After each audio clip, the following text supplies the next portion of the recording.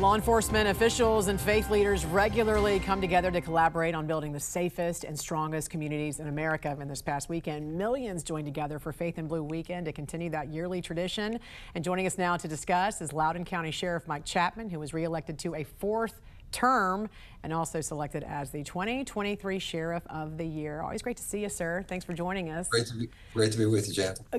So why are faith-based organizations so important, do you think, to building the key bonds between law enforcement and the residents they serve? Well, they're the largest and most diverse group of people that we have throughout the county, and it's important for us as law enforcement officials to reach out to all the different various organizations, church organizations, different faiths and all that, to develop that trust, that community trust that we have, so that they feel comfortable in working with us and reporting things to us, and we feel comfortable with them. It's just it's just one hand shakes the other. It really works out well for us to be very well connected with our community. How has your faith personally played a role in your position as a leader to nearly 1,000 deputies and civilian personnel? You've got a huge staff there. Well, it's a dangerous job, and I think faith is a good thing to have. We go out there every single day. You don't know what you're going to encounter, and that's important. It's important to have to understand where you stand in life, and it's good to have God with you when you're out there, because we need to have that kind of support and feel good about what we're doing out there. So for me, it's always been important. I've been doing this now for 47 years, and so I think faith has really served me well, and I think it serves everybody well that's in this profession. And you also serve on the executive board of the National Sheriff's Association. So I want to ask you about your conversations with some of the other big city sheriffs in areas like Portland, Oregon, Los Angeles, the Chicago suburbs there. These are elected officials. So what do they think about the anti-ICE protests and all the threats around these federal agents and the National Guard, trying to come in to these cities to help crack down on crime?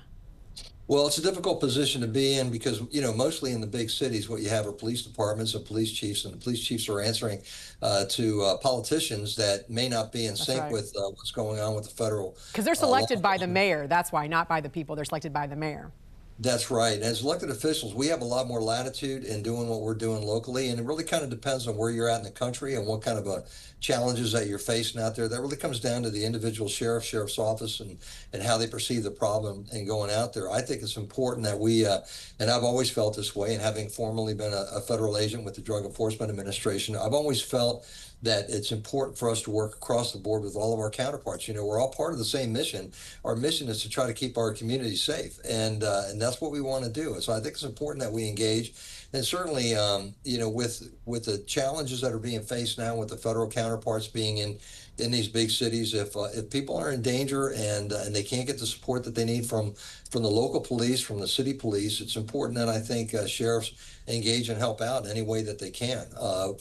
For us, all the activity has been in the Washington, D.C. area, and we're just outside of Washington, D.C. We haven't been asked to help down there. They've actually had pretty much under control, but I know that that's a little bit different. That situation is different than other cities throughout the country. But we're certainly able and willing and ready to help out in any way we can. We want to make sure that we keep our law enforcement officials safe. We want to keep the community safe. That's what we do. That's our job. As a DEA agent and also somebody who's also, sheriff there in Loudoun County, do you feel like the war on drugs that we're having, do you feel like you've seen less of some of these drugs being trafficked into your county or more in the past few years? Well, I would say in the most recently, it's actually gone down. I think we're having success because of the what's going on at the border and the actions by our president and this administration to close down the border.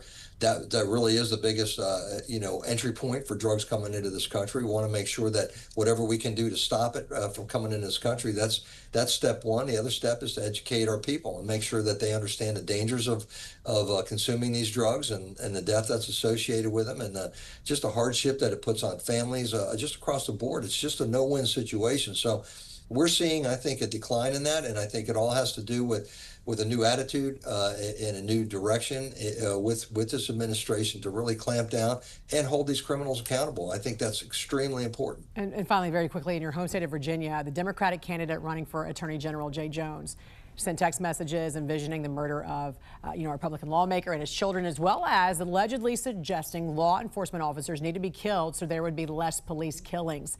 How troubling is this for you if he becomes the top law enforcement official in the state?